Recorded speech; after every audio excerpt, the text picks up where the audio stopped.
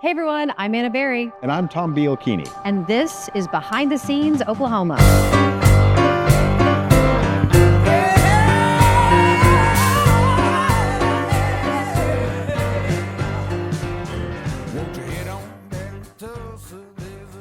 Hey, welcome to Behind the Scenes Oklahoma. I'm Tom Bielchini. And I'm Anna Berry. Today we are so excited to welcome Julie O'Keefe, an Osage wardrobe consultant and designer who's brought Native history and culture to life. Julie was born in Pawhuska and played a key role in the wardrobe design for Killers of the Flower Moon. And I will say, I met Julie randomly at the bar at Polo Grill. I'm sitting there having a steak and a Malbec, and this fabulous woman is talking to the bartender and dropping Santa Fe and Brooklyn and Oklahoma, and those three things are very important to me. I love New York, I love Santa Fe, and obviously Oklahoma, and I was like, who are you? You seem so interesting. And here we are, Julie, welcome. Thank you. Thank you for having me. But you are truly so fascinating. I think we spent over an hour just listening to your stories. And therefore, I was like, I would love to have you on our podcast. So first of all, I would love for you to give an introduction to our viewers, a little bit about yourself. So my name is Julie O'Keefe, and I am from a citizen of the Osage Nation. And I grew up in Pawhuska, Oklahoma, and moved to DC after I went to Oklahoma State University to live. I actually went on a vacation in my 20s, and I didn't come home for 34 years. And then when my son graduated in 2018, I moved on back to Tulsa. So I actually moved right before COVID. And so anyway, that's how I landed back in Oklahoma. And right now I'm spending a lot of time out here in Santa Fe. Do you like Santa Fe, Tom? I know you love Jackson Hole, but... Do you know I don't think I've ever been to Santa Fe? I know. You've missed the land of enchantment. Shame on you. I've heard great things. I've just never been. Oh, man. Well, you love skiing, and Ski Santa Fe is fun. It's probably nothing like Wyoming. I'm biased, but I'm sure you are. But it's beautiful. And so you obviously saw Killers of the Flower Moon, right? Did you see it with your whole family? Yeah, we did. Yeah, we went to a big event. It was like a pre-party beforehand. Wonderful movie. Yeah, my family loved it. I read the book beforehand. You did? Yeah, I read the book and then saw the movie. So it was great. Well, I found it fascinating how you got involved with it because they obviously had a very well-known clothing designer, and then she needed a little support. And I think the term they likened you to is an angel that came in and really helped elevate the show. So tell us a little bit about how you got involved. So I was working on a contract with First Americans Museum, and it was COVID. So I was really working from home. And when the first interviews that happened for the movie was actually in 2018.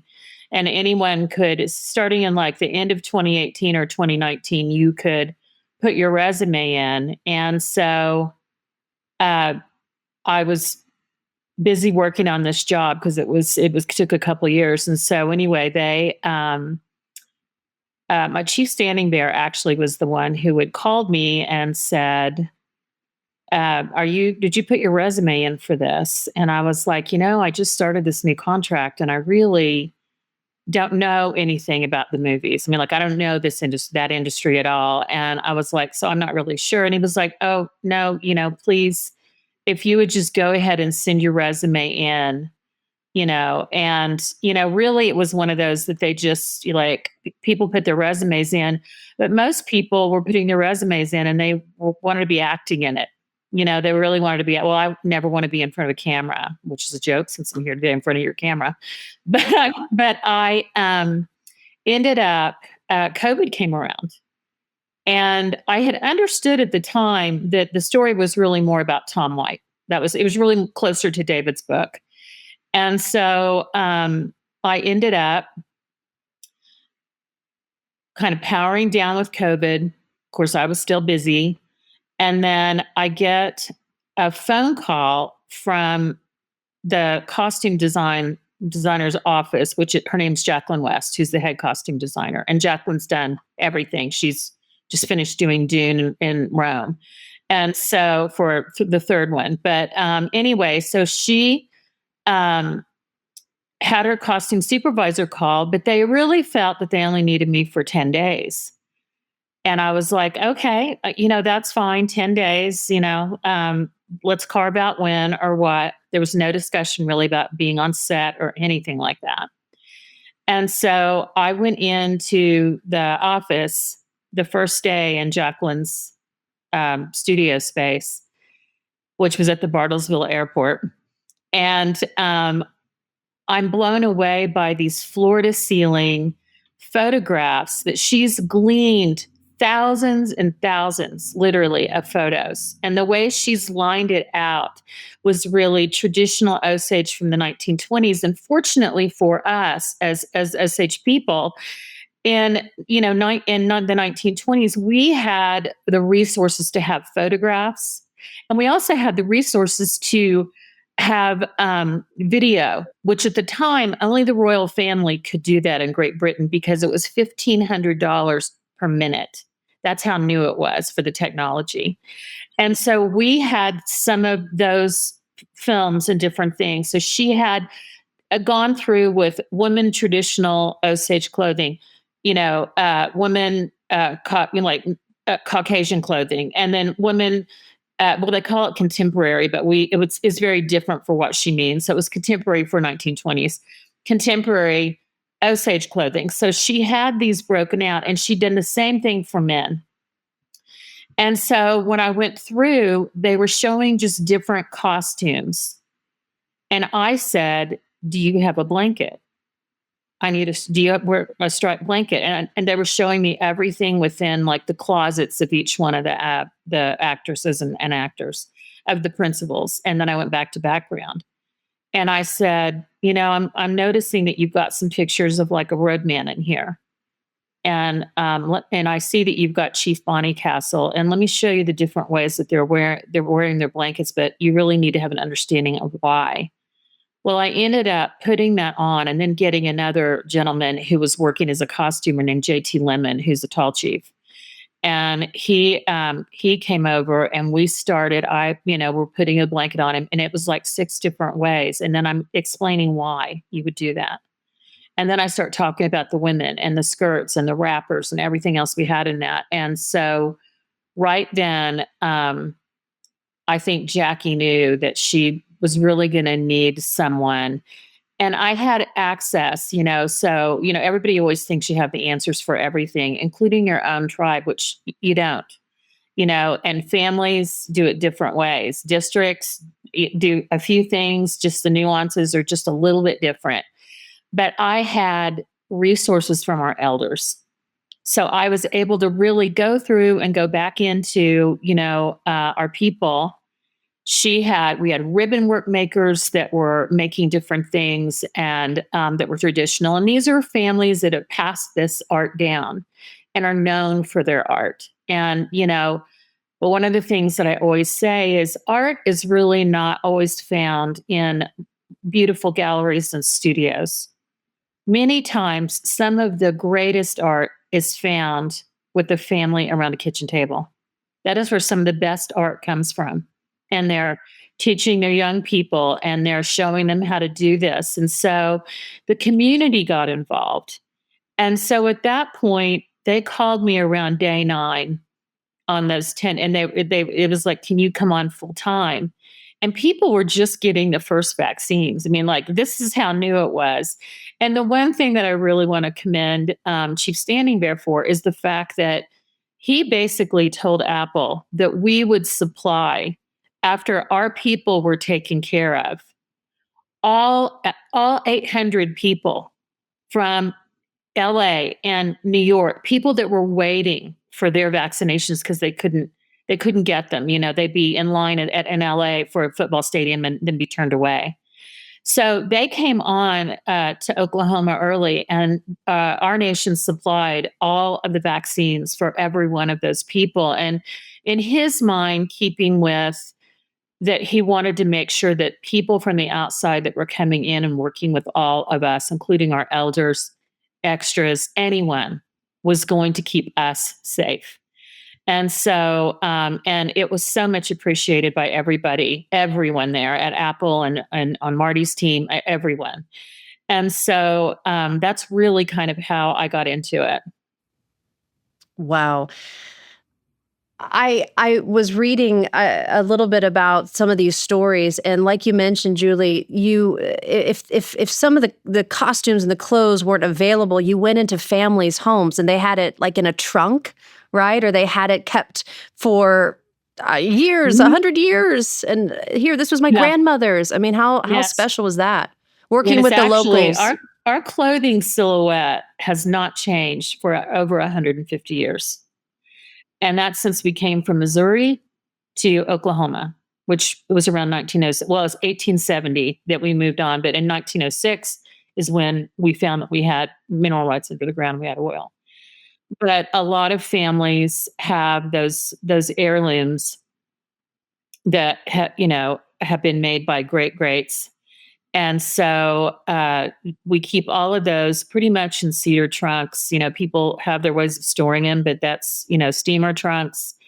And so, you kind of, during that time, people wanted to also show, and Jacqueline wanted to see how they were made, what they really look like in person, even down to like the selvage on the stripe of broadcloth, which that selvage, if you're in a museum and you're looking at trade cloth, or we refer to it as broadcloth, but it's military cloth. And so those stripes tell a history of what country it came from, because they would have been trading it with us. It would be what brigade you were in, depending on how many stripes, how fine the quality of that was. And some of the things that came out from people's trunks were exquisite. Oh, I mean, bet. The craftsmanship we don't even see today. Like, we don't even see it today. And so we had what was called a trunk show. And we had the people, and we put it out in the Osage News. We had people who drove their car through the backside of the airport, because everybody's still trying to social distance, right? And it's a couple of months before the thing shoots is always when you do this. So anyway, they end up opening up their trunks, and then they pull out like all of old shawls, like old 1920s piano shawls or ribbon work that had been done, that you could still see. Some was fraying, but you could see the quality and the color, and they allowed us to measure it and take pictures of it and then hand it back to them. But I would say we got out on that dock and there was like 40 people. And, it struck me when we were standing there that it had taken a $200 million film, which is an ungodly amount of money. And thank you, Apple, for providing that to tell our story. And it basically pulled this huge project down to a community level project where it felt like a community project within a major motion picture. And so, it's kind of those are the kind of memories that you just don't ever forget. And I mean, I remember who came through all those cars. And so that's the part where I really, and no one does that. We're not the type, like we would bring those things out on a special day on a Sunday. And basically it would be our family song or someone else's family song that we're honoring, that we would take those out and put them on and wear them. But they may see the light of day, once a year or once every couple of years. So I really understood the impact of seeing like true treasures coming out of those trunks. But you wouldn't use those exact ones in the movies. You'd use that as a replica. You'd make a replica of the original. Gotcha. Right. Okay. And then so no, there were a few people there was a couple of families that did loan a couple of pieces for Lily.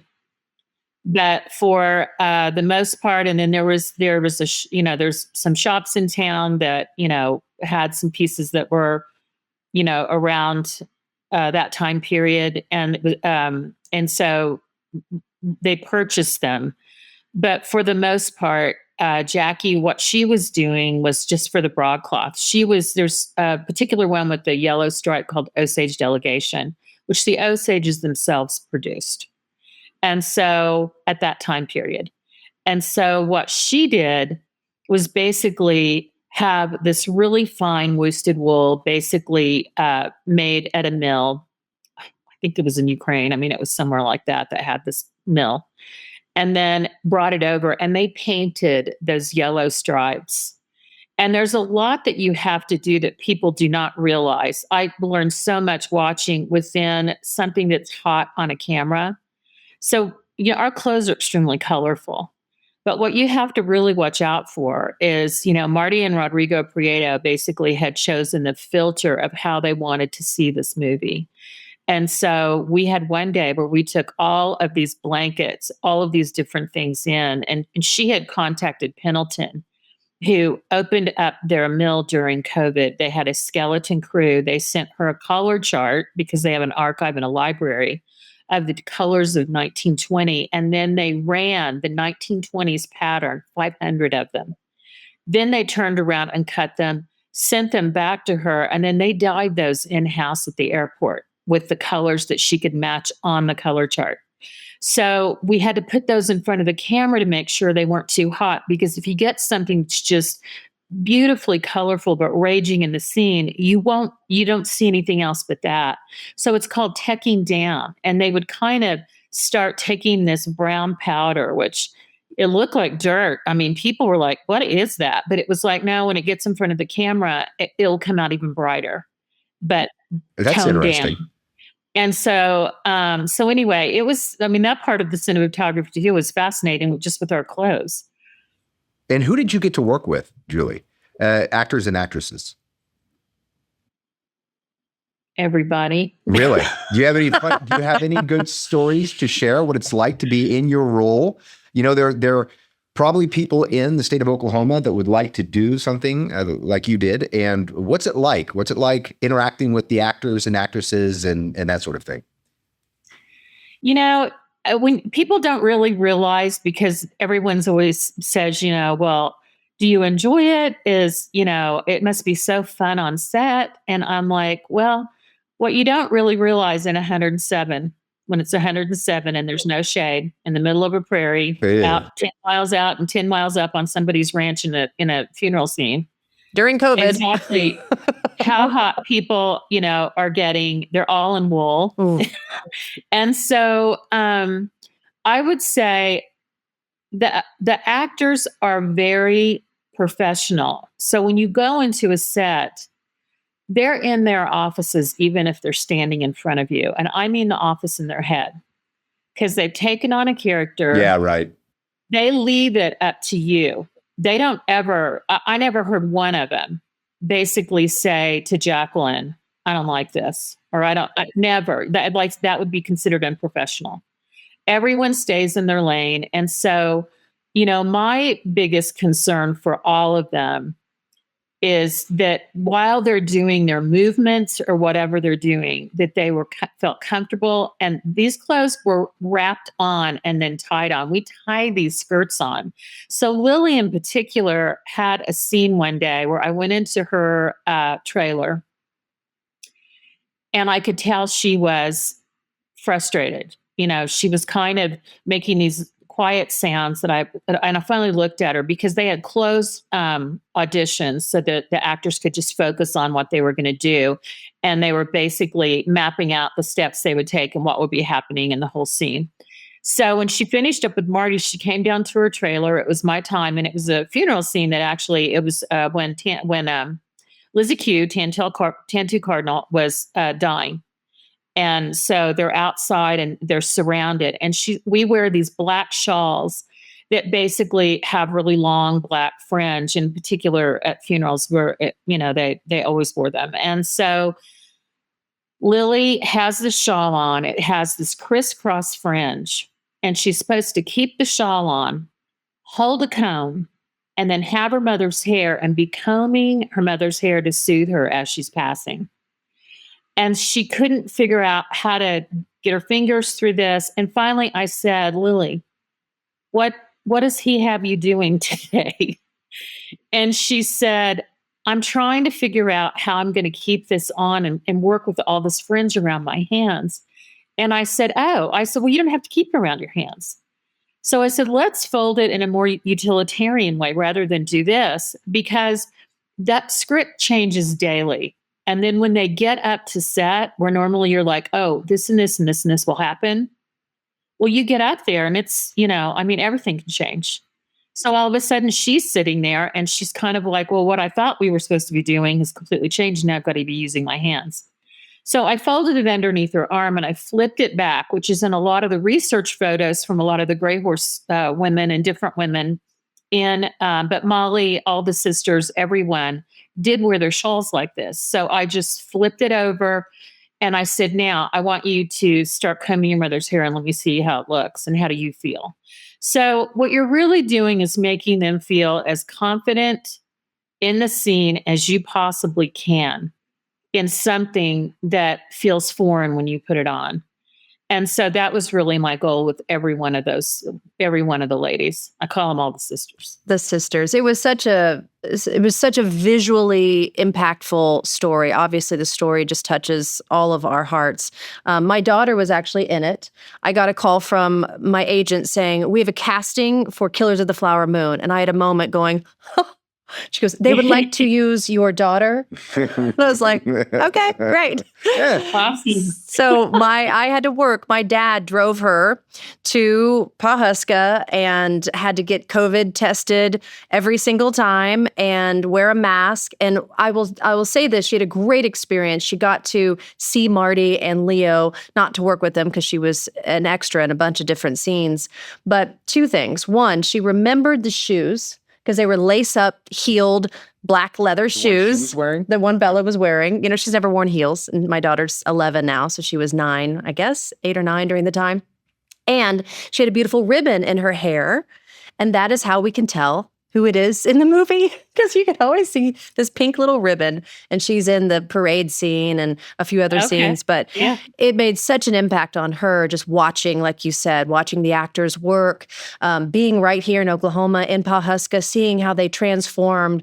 And that's one thing that Oklahoma is so wonderful with, providing these towns, these main streets that almost capture time, right? There was a lot that had to have been done to take it back to 1920, but still there's the old structures, the buildings, the mills, the streets, the cobblestone. And it was so powerful to see that this is right here in Oklahoma. So Julie, tell us a little bit about what it was like shooting in Oklahoma. Was this your first film to shoot in Oklahoma, being an Oklahoma native? Yes. No, I didn't. As I said before, I didn't know anything about the movie industry, which is why I almost didn't do it. And so, well, you know what? And the other thing is shooting the scene. And I mean, you were talking about the parade scene, which I loved because like 3 weeks before the parade scene, Marty got up one morning and said, I want a parade, and basically wrote a whole scene. And we had 3 weeks to put that together.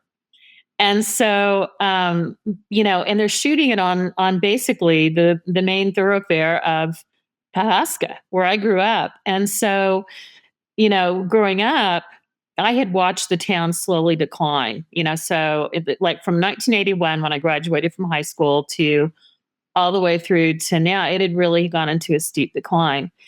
And you went down there, and of course, they had blocked off the whole entire street for the month. And he had chosen the exact color of dirt he wanted. I mean, he's very detailed. And so, but when you looked inside the windows of the candy shop and the pastry shop and the butcher, and you saw how that town must have looked when it was just its heyday. And that to me was really, it was kind of wonderment when I would go through thinking, wow, this is really how we used to look and thrive here. And then you'd see all the cars on the street. And so my son was in several of those scenes also. And he's an actor. He lives in Brooklyn now, but he had come down. And when he finished, he probably met your daughter, because he was the one that they were like, don't leave yet.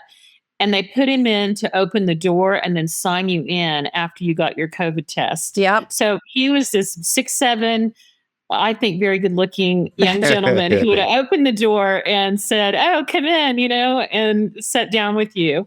So, and the other thing I think really about all of Oklahoma is, everybody has been slowly trying to get where they've been going with this. I mean, Sterling Harjo certainly has been, just absolutely pushing this large rock up a really big mountain for a long time.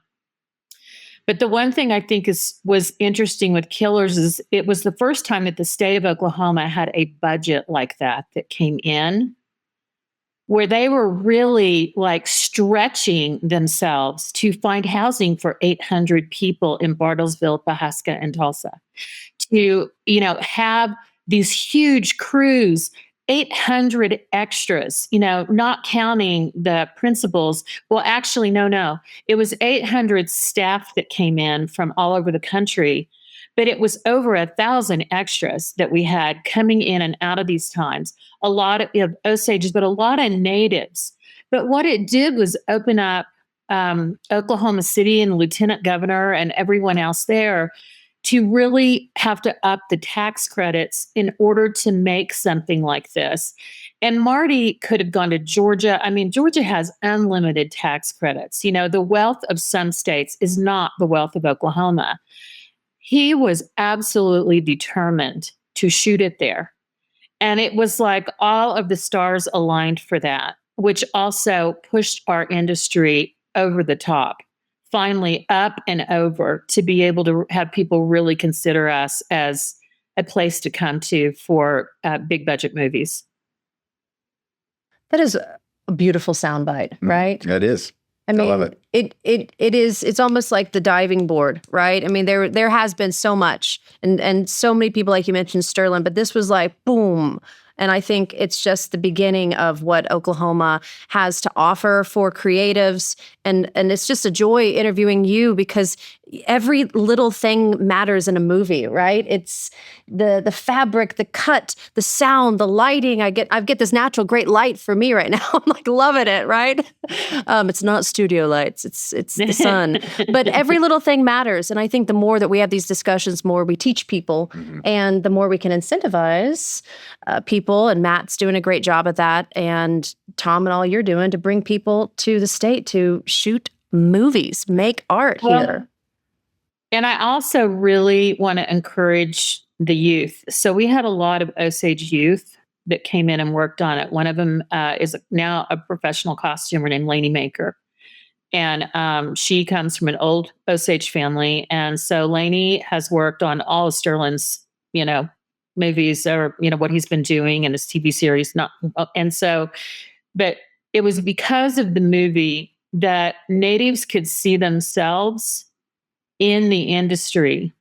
And the reality is, for all of our different nations, we really need to be encouraging our youth to go to school, to learn these, become a gaffer, become an electrician, become a costumer, become a caterer. I mean, there's all kinds of industry within it. It's almost like its own government entity. After being in DC for 34 years, and all what the government buys, the movie industry is just like that. And so there is tons of opportunity for people outside that just want to sell to the industry, but inside that really want to get into it. And in order for Native voices to collect together and really continue to keep pushing through a wall for our own voices and authenticity, we all need to be very aware and really in the industry with the understanding of how to do this. My piece is actually what I do now is it's a small part of a really big machine, but there's no part that isn't important. Yeah, right. No part. Yeah. Well, Julie, I'll tell you what, this has been really interesting. Thank you so much for being on Behind the Scenes Oklahoma. Help us promote additional film in the future in the state of Oklahoma. And thank you for being a part of it. And thank you for what you did for Killers of the Flower Moon. Thank you so much. Thank you for having me, and you'll have a lovely day.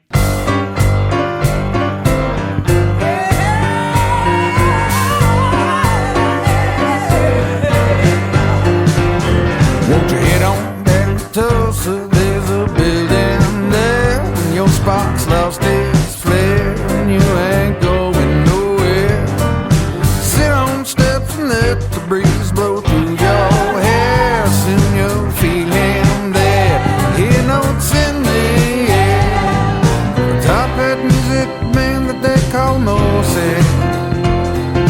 Made a place your spirit can shine.